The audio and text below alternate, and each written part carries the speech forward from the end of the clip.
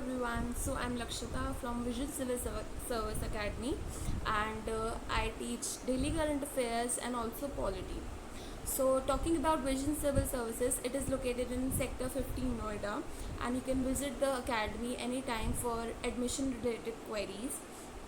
We provide coaching for IS, PCS, SSC and other state service exams, and the director of our academy is Anil Kumar sir, and we also provide 2 free demo classes for the students who want to enroll in our batches, and there are also special batches for students in for the weekend. Okay, so those who work or those who can't attend regular classes, so we also provide weekend batches for them. Okay, so talking about the daily current affairs, the current affairs are very important to clear any government exam. So starting with this, we'll first talk about Atal Pension Yojana and okay. Atal Pension Yojana subscribers at 69 million corpus at rupees 35,149 crore. So when we talk about Atal Pension Yojana, as we all know कि अटल pension योजना start हुई थी 2015 में, and it is a low cost pension scheme providing a guaranteed minimum pension ranging from 1,000 to 5,000 per month. Okay, so it is a low cost scheme by the government that provides from rupees 1,000 to rupees 5,000 per month depending upon the contribution that are made by the subscribers. And now 7 crore people have subscribed to this scheme. Okay, so it is a big number if we talk about any government scheme, and a corpus of rupees 35,149 crores have been claimed to be collected under this by the finance minister Nirmala Sitharaman.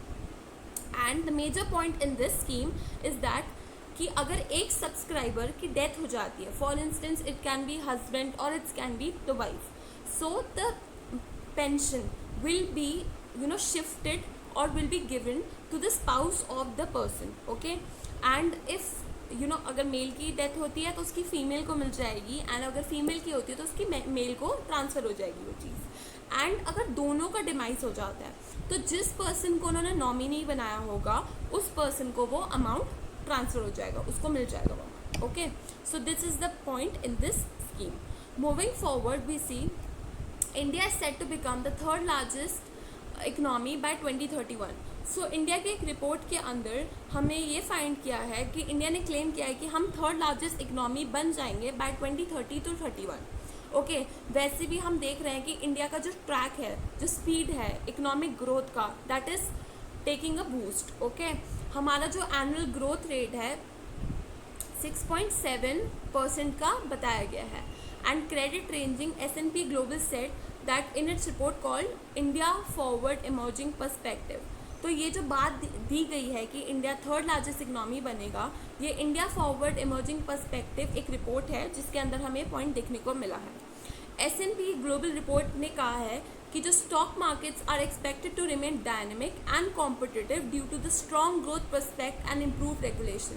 तो जो हमारा stock market है वो dynamic रहेगा और competitive रहेगा क्योंकि हमने ग्रोथ देखी है उसमें, और एक इम्प्रूव रेगुलेशन मिली है हमें गवर्नमेंट की तरफ से.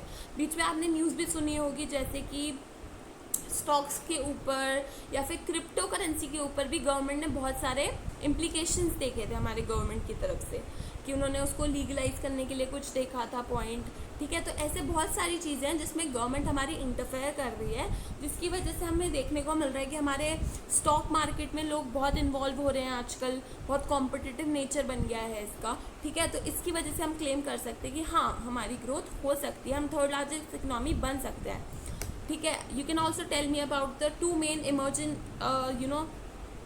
Economies of the world. ठीक है, हम अगर थर्ड लार्जेस्ट बनेंगे तो हमारी 2 मेजर और कौन सी हैं इकनॉमीज़ जिसको हम कह सकते हैं कि वो भी हैं फर्स्ट और सेकेंड नंबर पे. Next, cabinet clear 1 nation 1 poll and major agriculture space proposal. तो हमारे कैबिनेट जो हमारी मीटिंग्स होती हैं जो उसमें बहुत सारे प्रपोजल्स दिए जाते हैं. इसमें से एक है 1 नेशन 1 पोल, और हमने अभी रिसेंटली एक टोटल आउटले दिया है 60,000 करोड़ का, जिसमें कि हम बोल रहे हैं कि हम एग्रीकल्चर और स्पेस एक्सप्लोरेशन, ऐसे बहुत सारे कई मिशंस, कई प्लान्स आएंगे जिसमें हम ये फंड को यूज़ करेंगे. ऐसे हमारे यूनिट कैबिनेट ने अप्रूव किया है. Okay, when we talk about one nation one vote policy enabling simultaneous election across India also receive approval, कि हम साइड बाय साइड इलेक्शंस करते रहेंगे, यह one nation one poll policy में बोला है. And PM Asha scheme was revamped with 35,000 crore budget. PM Asha का budget कितना दिया गया? 35,000 crore budget to ensure minimum support price of farmers. अब मिनिमम सपोर्ट प्राइस का आपने और कहाँ सुना है? आपको याद होगा कि जो फार्मर्स बिल आया था जिसपे बहुत ज़्यादा कंट्रोवर्सी हुई थी, जिसमें 3 पॉइंट्स दिए गए थे, उसमें हमने मिनिमम सपोर्ट प्राइस के बारे में सुना था कि एक ऐसी प्राइस जिसमें जो कि क्रॉप्स है उनका एक मिनिमम प्राइस सेटअप कर दिया जाता है बाय द गवर्नमेंट कि हम इतने प्राइस पे ये क्रॉप को खरीदेंगे.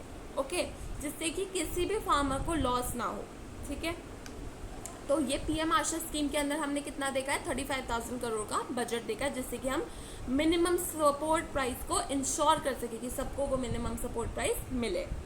ओके, कमिंग फॉरवर्ड वी सी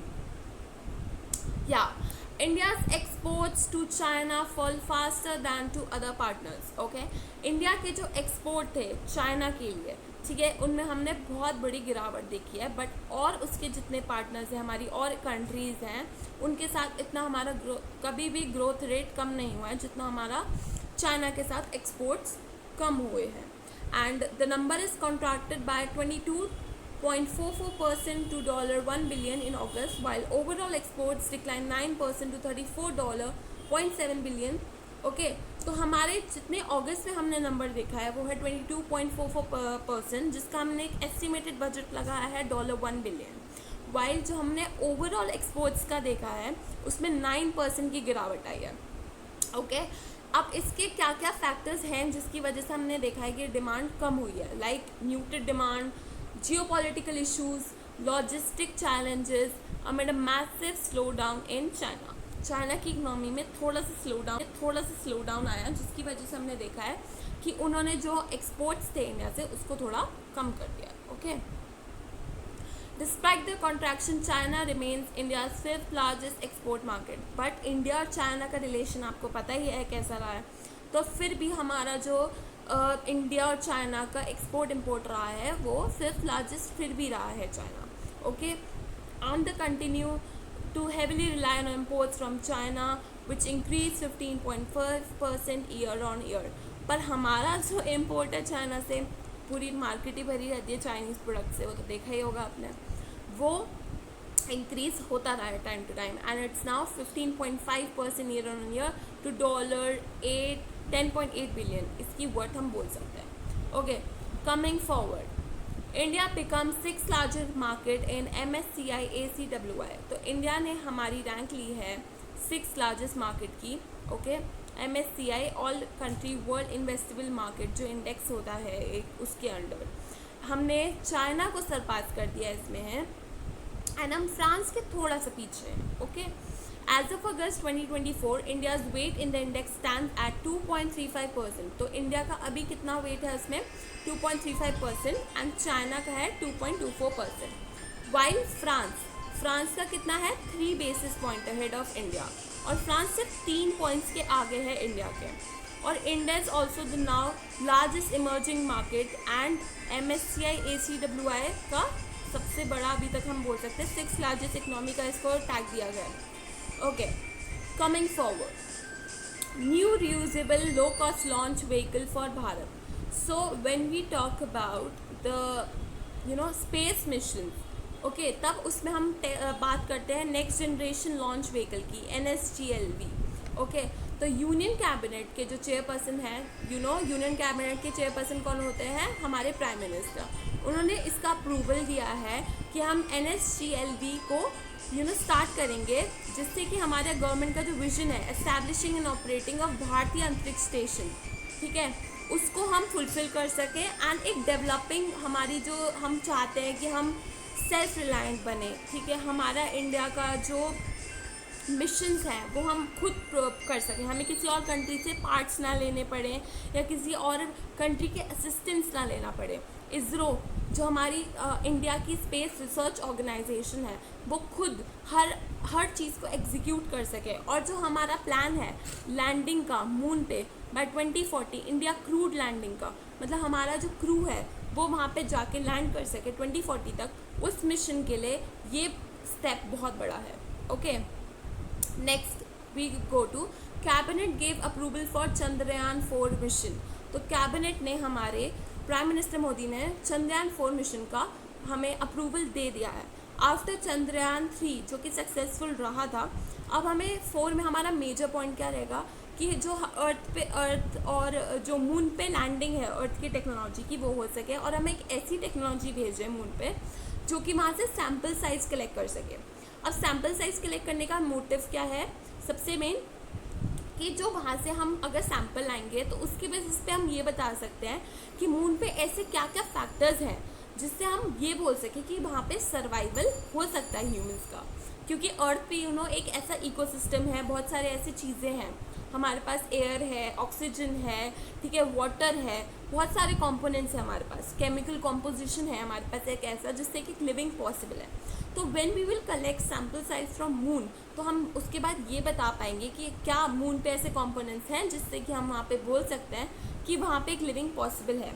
सो चंद्रयान 4 का मेजर पॉइंट आपको याद रखना है कि चंद्रयान का मेजर पॉइंट क्या है कि हम वहाँ से सैम्पल ला के कलेक्ट कर सकें। Okay, so that's all for today, and I think you like the session and you can visit our academy. Okay, you have been given the address below this PDF also, and we provide assistance according to the child. हम ये नहीं बोलेंगे कि नहीं, आपका मतलब बच्चा को जिस चीज़ की जैसी रिक्वायरमेंट होगी उसके अंडरस्टैंडिंग लेवल के according we will provide that, and we will ensure कि आप जिस भी एग्ज़ाम के लिए प्रिपेयर कर रहे हैं यू आर एलिंग इन दैट, आप उसको अच्छे से क्लियर कर पाओ। ओके।